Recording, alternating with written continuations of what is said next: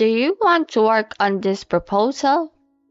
I widen my eyes when the general manager, who usually pays no attention to me, says something like that to me. I had to warn you. This is a proposal where the company's fate depends on. If you can come up with a perfect proposal, go for it. Does that mean he has faith in me? I nodded at the department manager, who was smiling at me in a rare way. My name is Mike. I'm a 29-year-old company employee.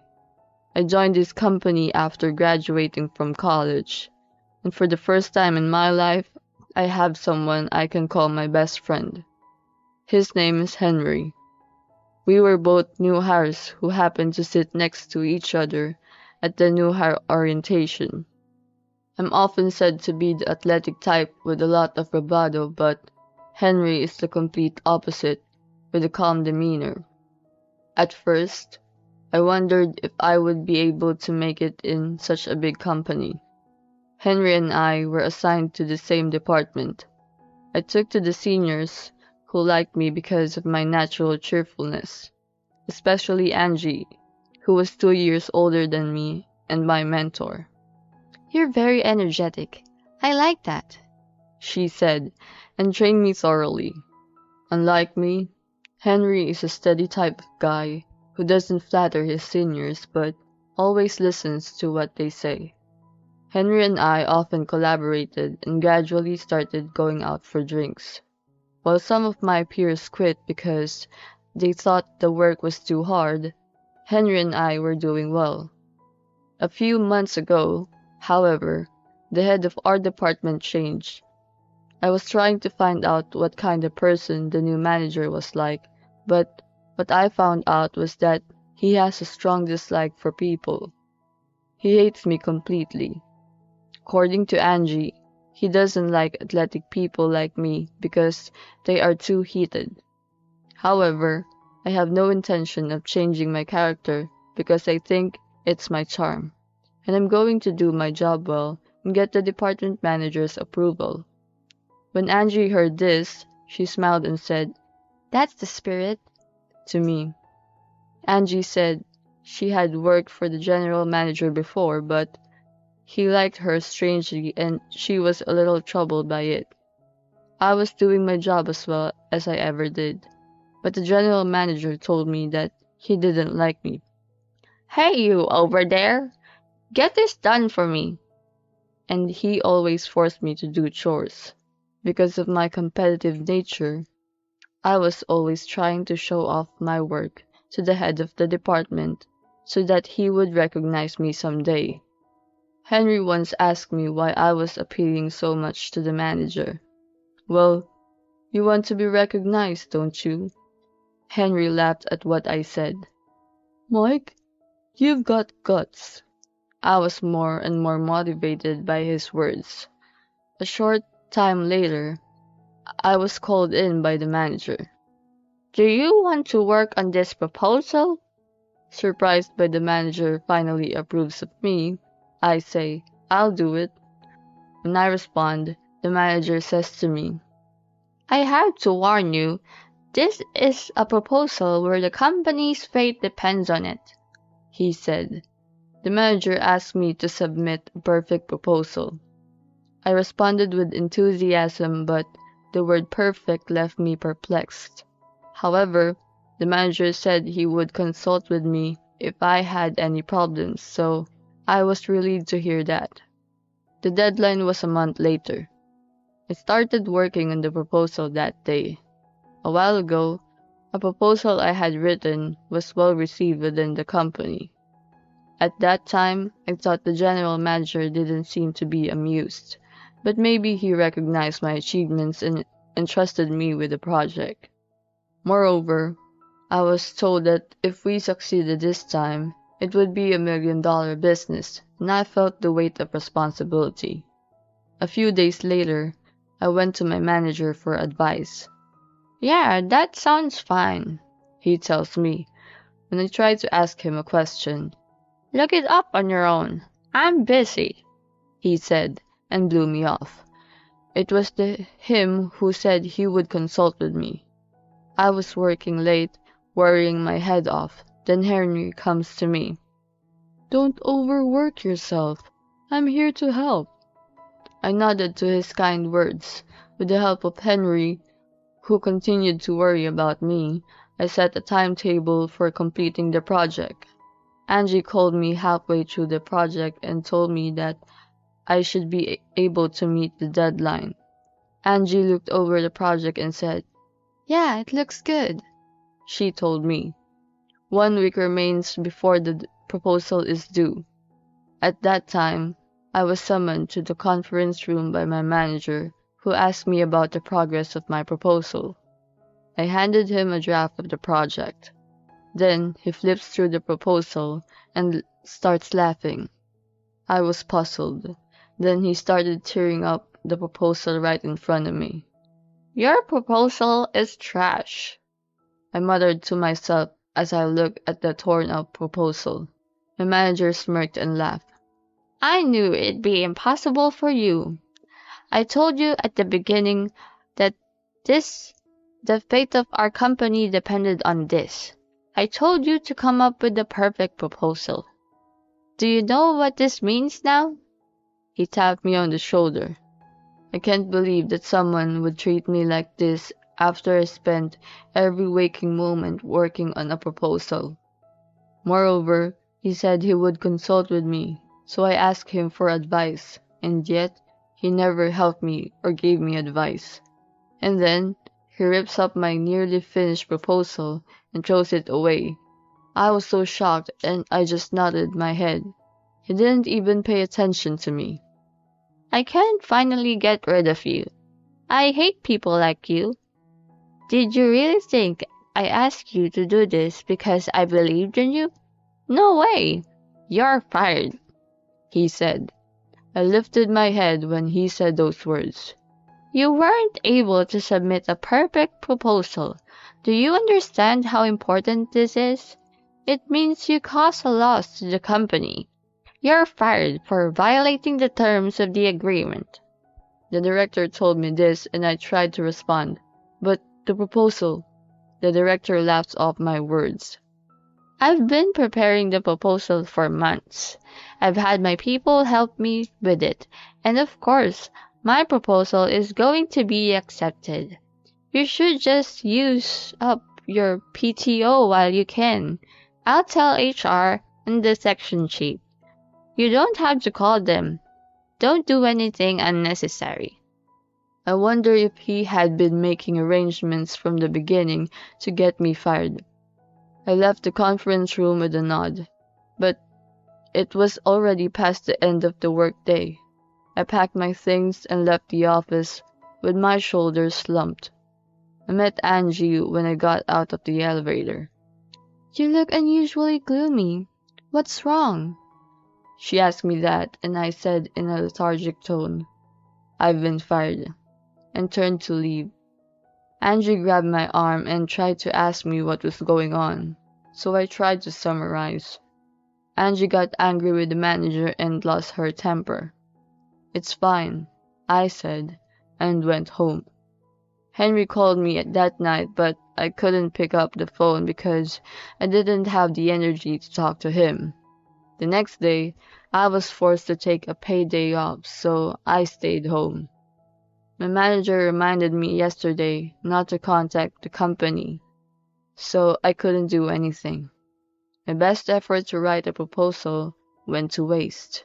When I look at the computer screen where I was working on the proposal, I feel like crying. It felt so pathetic that I failed at something like this, and I also wanted to finish the proposal and slam it down. But my heart broke when I realized that not only I had the director never expected much from me in the first place, but that he had assigned me this job just to make me fail. Henry called me again that night, and I managed to pick up the phone and tell him what had happened yesterday, and he told me what had happened today. "The manager told me that you're fired because you violated the terms of the agreement." and the section manager doesn't seem to understand what's going on. So he asked me if I'd been contacted by you. The chief was told the manager not to contact you. On the verge of tears, I say, did I do something to upset him? I didn't think I would get fired. When I said this, Henry responds, about the general manager had fired someone in the past because he didn't like their attitude or something. The employee was forced to resign, but when I asked a senior colleague about it, she told me that he was fired by the department manager. I think he's a relative of one of the directors and has a big attitude because he's a well-connected employee. I see. He was a well-connected employee. I mean, don't the president and the board of directors know about this behavior of the general manager? I say, half in a huff. Then Henry said, I'm sorry, I'll let him know. He says, huh? What is Henry talking about? Henry continued to speak. What? Didn't I tell you? The CEO is my father. Huh? I couldn't hide my surprise at finding this out for the first time since I joined the company. Henry said he thought he told me. I heard that his father worked for the company, but I never heard that he's the CEO. I wondered why the CEO's son was a regular employee of the company. When I said that, Henry replied, I'm the youngest of 3 brothers, so I don't think I'm going to take over the company, he said. I'd heard he had 2 older brothers, but I'd never cared about Henry's family. I couldn't hide my shock, even though it wouldn't change my relationship with Henry. Then Henry says, what are you going to do about the proposal? He asked me. I can't do anything. The manager didn't want me to submit a proposal. I say this with resignation, and Henry's voice comes out unusually loud. Is that okay with you, Mike? That doesn't sound like you. That's when I had an epiphany. I knew I couldn't just sit here and rot.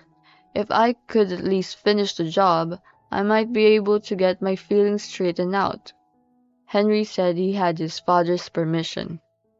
I'll help you, and I'll be responsible for submitting it. I think your proposal was great. There's a need for it, so are you going to do it or not? He presses me. I push myself to finish the proposal. The next day, I went home to finish the proposal. Henry came to my house at night. I opened the door, and to my surprise, Angie was there too. Angie was smiling at me. You're doing something interesting, aren't you? I thought I'd help too. So, I let them both in. It was the weekend and we worked through the night to finish the proposal. Done, I said out loud and gave them both high fives. I'll hold on to this. Henry takes the proposal and puts it in his bag. A few days later, I got a call from HR and my resignation date was set. I would be lying if I said I had no regrets because I had completed my proposal. But I started thinking about making a decision and looking for a new job. On the day of my resignation, I went to work. Soon, it was time to start work, and the phone started ringing everywhere. After a while, the manager came to my desk. I thought he might say something sarcastic again, so I said something before he could open his mouth. I just came here to get my things and to say goodbye. Thank you for having me. I said this to the manager. Then suddenly, he says, It doesn't matter. We're getting a lot of inquiries about your proposal. It's $1 million business. You need to handle this right now. He tells me. I don't know what's going on, so I ask him, and he says that the phone is ringing non-stop. Most of the calls are inquiring about my proposal. Henry gave it to his father, the CEO, and the president gave the okay. So he proposed the project to all the suppliers at once. The general manager didn't know about it, and he's upset because of the inquiries. But that's not my achievement. Henry and Angie helped me make it happen. But isn't he being too cocky? I was getting angry at that thought. But you tore up my proposal, didn't you? All eyes in the office were on me in response to what I said. It's true that you told me to submit a perfect proposal, but even though you said you would consult with me if I had any problems, when I asked you for help, you didn't take me up on it at all. And when I showed you the proposal, you ripped it up and threw it away, saying it was nothing more than garbage. And when I couldn't submit a proposal, you said it was a violation of the terms of the agreement and you fired me. So what are you asking me to do?